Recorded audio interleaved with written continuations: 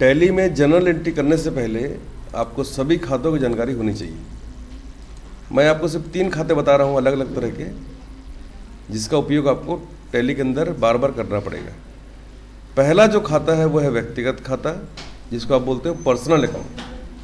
Personal account में 3 खाते होते हैं: स्वाभाविक व्यक्तिगत खाता, कृत्रिम व्यक्तिगत खाता, प्रतिनिधि व्यक्तिगत खाता, जिसको आप natural personal account, artificial personal account और रिप्रेजेंटेटिव पर्सनल अकाउंट बोलते हो। अब स्वाभाविक व्यक्तिगत खाते में सिर्फ नाम आता है, जैसे राम का खाता, मनीष का खाता, रामेश्वर का खाता। कृत्रिम व्यक्तिगत खाते में नाम आएगा किसका? दुकान का, कंपनी का, है ना, या बैंक का। जैसे एसबीआई बैंक का अकाउंट है, एबीसी ट्रेवल्स का अकाउंट है, एमई जनरल स्टोर का अकाउंट है। ये सभी कृत्रिम व्यक्तिगत खाते के उदाहरण हैं। तीसरा होता है प्रतिनिधि व्यक्तिगत खाता या रिप्रेजेंटेटिव पर्सनल अकाउंट। इसमें जैसे मैंने 2 नाम लिखा है, कैपिटल अकाउंट और ड्राइंग अकाउंट। कैपिटल अकाउंट और ड्राइंग अकाउंट ये दोनों एक्चुअली व्यापार के स्वामी को रिप्रेजेंट करते हैं। ये जितने भी नाम मैंने बताया अभी, ये सारे के सारे एग्जाम्पल हैं पर्सनल अकाउंट के, मतलब व्यक्तिगत खातों के। दूसरा जो खाता है वो है वास्तविक खाता, जिसको हम रियल अकाउंट बोलते हैं। इसमें हर वो खाता आता है जिसको आप छू सकते हो। इसमें एक ही खाता है जो इसका अपवाद है, गुडविल अकाउंट या ख्याति खाता, जिसको आप छू नहीं सकते, पर यह भी रियल अकाउंट या वास्तविक खाते का एग्जाम्पल है। ठीक है, बाकी जितने भी खाते हैं उनको आप छू सकते हो अपने हाथों से, जैसे कि कैश अकाउंट है, बिल्डिंग अकाउंट है, मशीनरी अकाउंट है, फर्नीचर अकाउंट है, परचेस अकाउंट है, सेल्स अकाउंट है, जिनको छुआ जा सकता है। ठीक है, तीसरा और आखिरी खाता है नाम मात्र खाता, जिसको हम नॉमिनल अकाउंट बोलते हैं इंग्लिश में।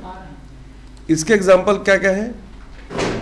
इसमें हर वो खाता आएगा जिसमें आपको या तो आय हो रहा है, या आप व्यय कर रहे हो, खर्च कर रहे हो, नुकसान हो रहा है या फ़ायदा हो रहा है। जैसे कि bank interest account, commission account, interest account, salary account, shop rent account, charity, white washing, repairing, maintenance, loss by theft, loss by fire, और हर वो खाता जिसमें आपको या तो नुकसान होता है या तो फिर किस तरीके की आपको इनकम होती है, आय होती है।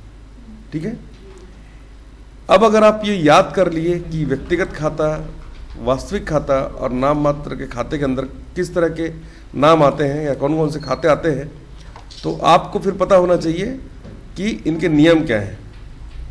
जैसे व्यक्तिगत खाते का नियम क्या है कि पाने वाले के नाम को डीआर के नीचे या डीआर के बगल में लिखा जाता है।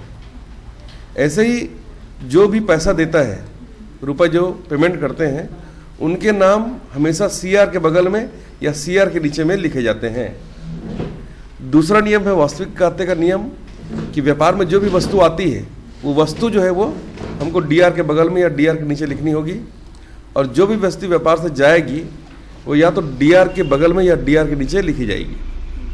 ठीक है, ऐसे ही नाम मात्र के खाते का नियम है कि खर्च, हानि और नुकसान के खाते को, खाते के नाम को हम डेबिट के नीचे लिखेंगे या डेबिट के बगल में लिखेंगे, और आय और लाभ के खाते को हम हमेशा क्रेडिट के बगल में या क्रेडिट के नीचे लिखेंगे। इसको इस तरीके से याद करते हैं: पाने वाले को डेबिट, देने वाले को क्रेडिट, व्यापार में आने वाली वस्तु डेबिट, व्यापार से जाने वाली वस्तु क्रेडिट, खर्च, हानि और नुकसान को डेबिट, आय और लाभ को क्रेडिट किया जाता है।